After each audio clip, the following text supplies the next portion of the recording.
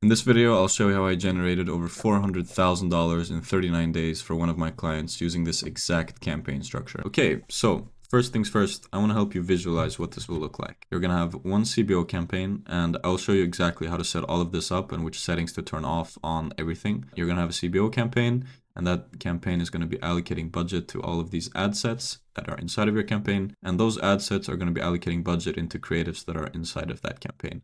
And I'll show you in the next video or in the future video what I do to creative test all of this, but this video I just want to focus on the actual campaign structure so you can implement this for your business as well. Okay, so let's get right into this. This is the campaign structure we use to generate a bit over $400,000 in less than 40 days for one of our clients. This is the campaign in question. You can see we've spent $151,000 since January 1st at a $26 CPA.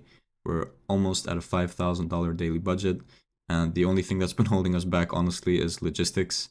We're also helping the client kind of get a better grip on that so that we never run out of stock. But once we do that, I don't see any other bottlenecks, honestly. So this is assuming you run e-commerce, Shopify website, whatever. You want to get people to buy things from your website.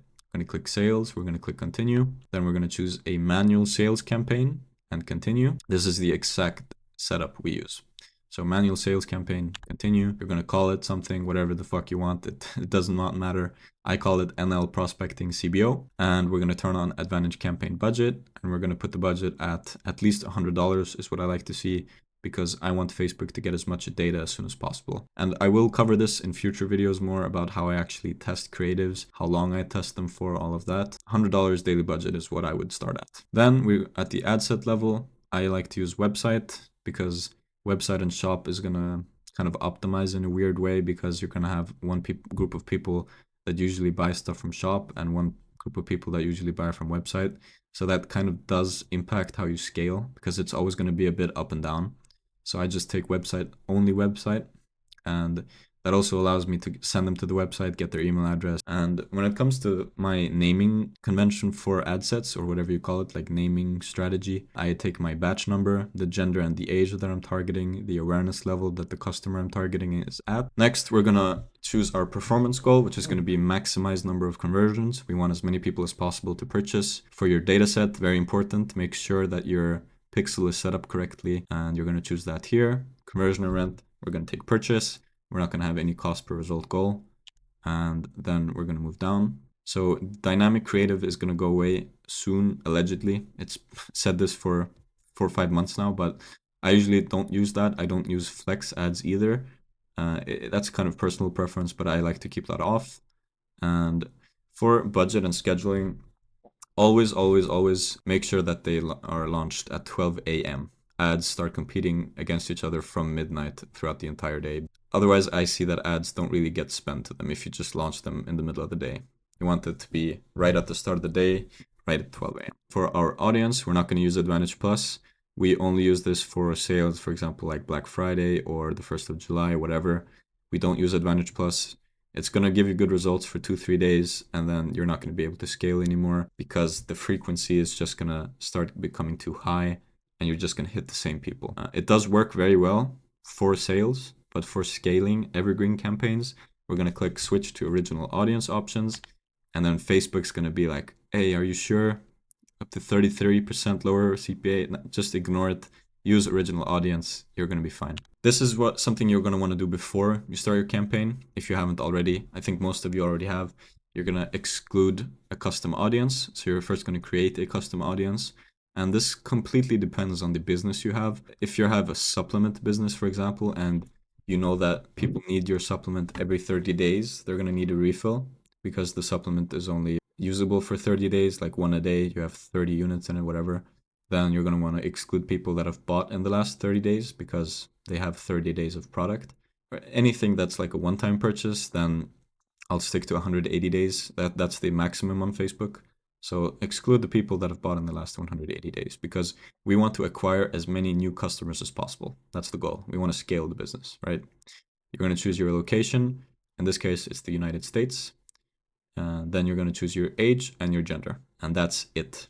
No interests, no lookalikes, nothing. We're going broad. That's how you scale in 2025. So This kind of really depends if you already have your data. If you've already been running ads, you can click the breakdown and you can break it down by age and gender to see where Facebook is allocating most of the budget. Then I would do this here. Usually most of the time we leave it completely broad, but one of my clients, for example, 95% of the customers are women. So obviously we're only going to target women. And we also know that it's most people that are buying are from anywhere from 30 to 65 plus. So that's what I'll do the age as well. But that's it. If you have a product that speaks to all ages, all genders, beautiful. Just put 18 to 65 and all genders. And we can move on to the placements. We're gonna use Advantage Plus placements, and now we're at the ad level. Like I said, I will be covering more in the future how I actually do my creative tests, because that kind of ties into this. But I'll call my ad like number 1 or visual hook number 1, whatever, because as we said earlier in the video, I always have 3 ads in each ad set. So you're going to put the ad name, then you're going to use your Facebook page and your Instagram account that you want to run from, and we're going to create the ad. So manual upload, we're going to choose single image or video or flexible, whatever you want, doesn't matter. I prefer single image or video, and that's just because it gives me a better overview of which creative is getting most spend. We're going to set up our creative. Do you have an image? Do you have a video ad? In this case, I'll have an image ad. Some of you will have this UI already. Some accounts don't, I've noticed, but in this case, I have it. Real quick, how I always have my ads, I'll have 3 creative ads, so 3 creatives. That's either 3 videos or 3 images. Don't mix the two. And then I'll have a winning primary text against a new one and a winning headline against a new headline. And then you can put whatever descriptions you want, like fast shipping, made in USA, pet friendly, scale friendly, whatever you want here. And for the call to action, we're going to use shop now.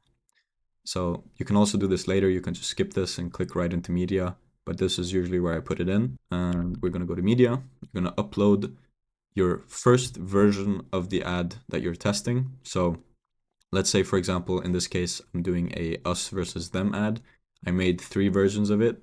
They're all the same, except for the background is different. It's different color, it's a different photo, whatever. That's going to be the difference. So here I'll upload the first version of it, as you can see here. You upload it in media, come to crop, we're going to turn off, enable flexible media. We don't want that shit. And one thing I always recommend is on this example here, you can see you're going to have your designer or whoever's doing the ads design the entire ad in 9x16, and you're going to have all of the important information in a 1x1 square in the middle, because that allows it to be delivered to both story placements, reels, all that stuff, and square feed in the best way. So here I'll choose 1x1 and then I'll crop it so it actually matches what's like the most important information. Sometimes for some reason it's different, but most of the time it's perfect. So because I already have it in the middle, and the vertical you can just leave original, and the horizontal it doesn't matter, because once Facebook realizes that this placement isn't working, it's not going to spend more money on it. So you don't have to worry about that. We're just focused on square and vertical. So then when it comes to these enhancements, like Facebook says, I usually turn all of them off. I don't need any of them. I don't want them.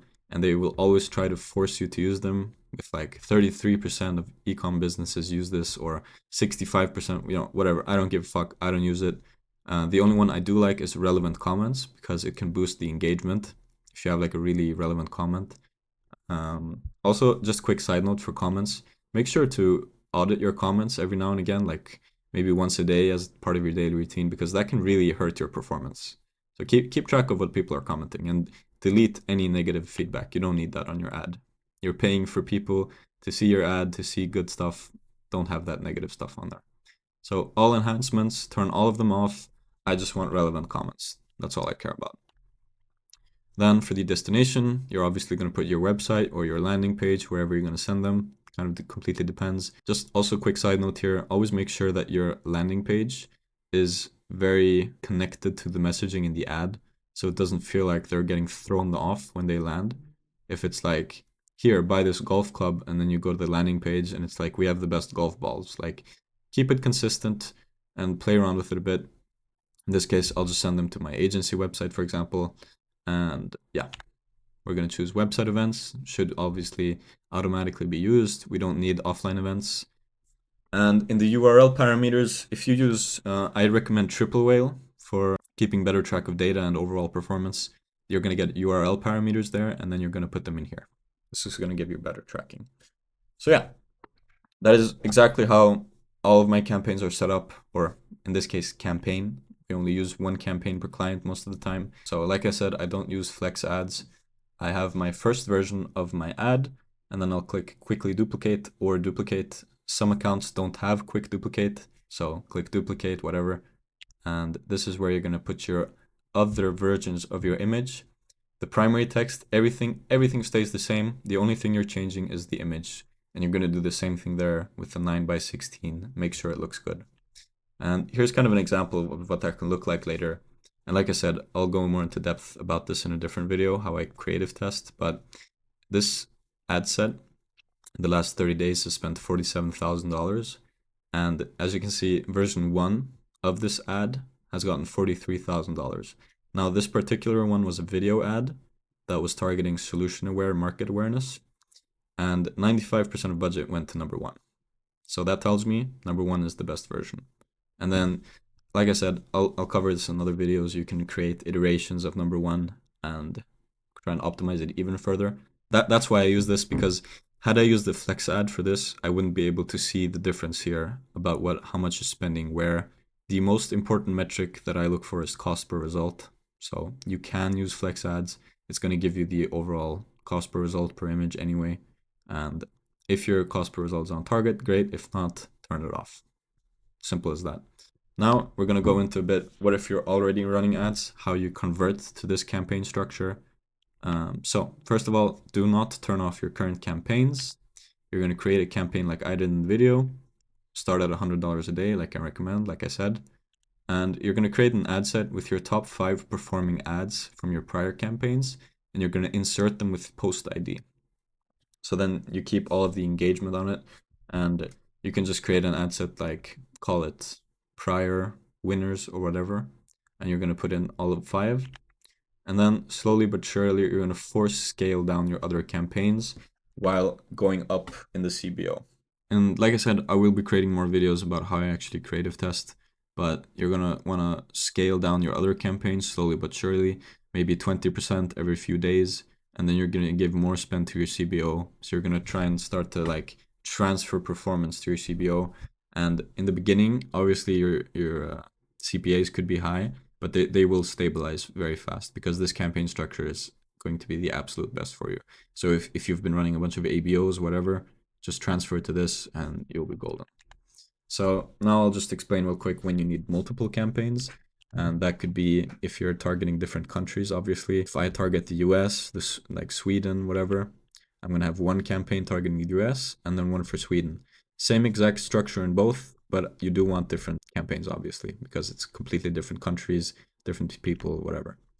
And if you have a different business objective where auction overlap doesn't occur, then you'll also want a different campaign, which is, by the way, the sole reason why we're doing this, because we don't want our ads to compete against each other. We don't want auction overlap. That's why we have a CBO. For example, if you have a t-shirt brand and you want to start selling in bulk, like 1,000 units per order, like a huge pallet of t-shirts, you want to collect leads for that, then you'll need a new campaign targeting lead generation, for example. Or if a women's brand that is only selling women's stuff, like only targeting women, but now they want to target men to gift their girlfriends or wives or whatever the product that they're selling, you'll also need a new campaign because now you're only going to optimize for men. And if you do different types of products, I would not have a campaign for every product that you have. It's just going to be too much.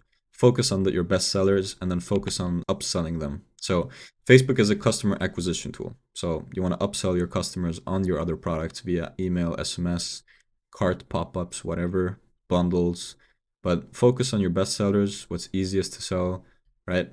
Double down on LTV and strategize to incentivize returning purchases. That's also part of that. And yeah, so that's it. That's my campaign structure. I hope you enjoyed the video, and I will be posting way more here.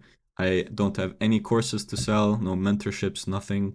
And if you'd be interested in working with me and having me run your ads, you can email me at the email here in the bottom right corner, or you can just click the link in the description. Thank you for watching. Don't forget to subscribe, like, comment any questions you have, whatever, and I'll see you in the next video.